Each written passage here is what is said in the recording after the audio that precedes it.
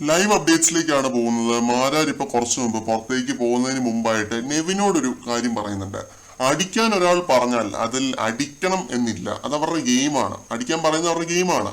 പ്രവോക്കായിട്ട് അടിച്ചാൽ നമ്മളാണ് ഔട്ടാവുന്നത്. അതുകൊണ്ട് നീ പുറത്തേക്ക് ഓടിയത് വൻ മണ്ടത്തരമായി പോയി എന്നുള്ള രീതിയിൽ നെവിനെ ഉപദേശിക്കുന്നുണ്ട്. നെവിൻ പ്രവോക്കായിട്ടാണല്ലോ പുറത്തേക്ക് ഓടിയത്.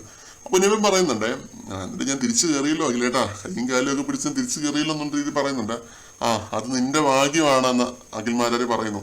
പിന്നെ സ്മോക്കിംഗ് ഏരിയയിൽ വെച്ചിട്ട് ഒനീല്, അഭിലാഷ്, നെവിൻ എന്നിവരോടായിട്ട് മാരാര് കുറച്ച് ഉപദേശങ്ങൾ കൊടുക്കുന്നുണ്ട്. ഇത്രയും വലിയ ഇൻവെസ്റ്റ്മെന്റിൽ ഒരു ഷോ നടത്തുമ്പോൾ നിങ്ങളിൽ നിന്നും അത്രമാത്രം മേക്കേഴ്സ് പ്രതീക്ഷിക്കുന്നുണ്ട് എന്നുള്ള രീതിയിലൊക്കെ പറയുന്നുണ്ട്. പിന്നെ കിരീടം സിനിമയ്ക്കകത്ത് ഒരു റെഫറൻസ് ഒക്കെ വെച്ചിട്ട് പറയുന്നുണ്ട്, സേതുമാധവൻ കീരിക്കാടൻ ജോസിനെ അടിക്കുമ്പോൾ പ്രേക്ഷകർ കൈ അടിക്കും, പക്ഷെ അച്ഛനെ അടിക്കുമ്പോൾ കൈ അടിക്കത്തില്ല, വിമർശിക്കും, പിന്നെ തെറി പറയുന്നുള്ള രീതിയിൽ അങ്ങനെയൊക്കെ കുറച്ച് കാര്യങ്ങൾ ഇവരെ പറഞ്ഞ് മനസ്സിലാക്കി കൊടുക്കാനായിട്ട് ശ്രമിക്കുന്നുണ്ട്. വാക്കുകൾക്കിടയിലൂടെ വായിക്കാൻ പറ്റുന്ന കാര്യങ്ങളാണ് മാരാര് പറഞ്ഞ ഓരോ കാര്യങ്ങളും.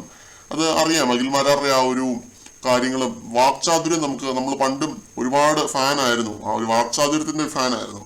പ്രത്യേകിച്ച് നെവിനോട് പച്ചയ്ക്ക് പറഞ്ഞു, നീ കാണിച്ചത് മണ്ടത്തരമായി പോയി, ഇറങ്ങി ഓടിയത് മണ്ടത്തരമായി പോയി എന്നുള്ള രീതിയിൽ. അതെനിക്ക് ഇഷ്ടപ്പെട്ടു. പിന്നെ സെറീനെ ആ ഒരു ജയിലൊക്കെ കണ്ടിട്ട് ആകെ ഷോക്ക്ഡ് ആവുന്നുണ്ട്. ചെരിഞ്ഞ ജയിലാണല്ലോ എന്നൊക്കെ പറഞ്ഞിട്ട്.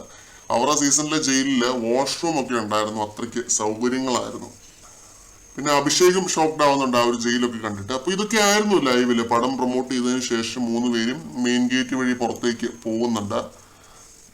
പിന്നെ എല്ലാവരും ടാസ്ക് ലെറ്ററിന്റെ പുറകെയാണ് ഇപ്പോൾ. കാരണം ഇതാണ് ഇനി മെയിൻ ആയിട്ട് വരാനിരിക്കുന്ന ഒരു ഇവന്റ്. കൂടുതൽ ലൈവ് അപ്ഡേറ്റുകളുമായിട്ട് നമുക്ക് വീണ്ടും കാണാം.